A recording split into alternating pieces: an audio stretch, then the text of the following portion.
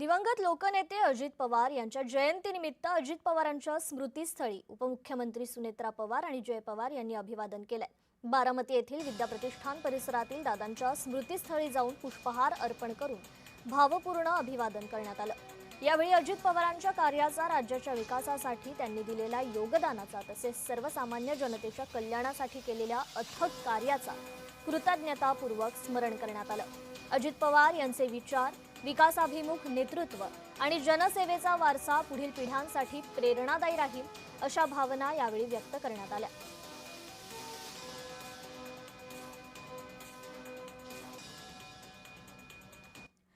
भर पावसात अजितदादांना अनोखी मानवंदना देण्यात आली। मार्केट यार्डमध्ये 30 फुटी प्रतिमेवर क्रेनमधून दुग्धाभिषेक करण्यात आला।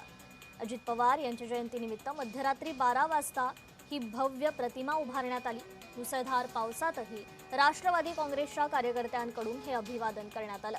युवक उपाध्यक्ष करण गायकवाड यांनी क्रेनवरून प्रतिमेवर हा दुग्धाभिषेक केला। मुसळधार पावसातही अजितदादांवरील प्रेम मात्र कायम असल्याचा कार्यकर्त्यांचा हा संदेश आहे।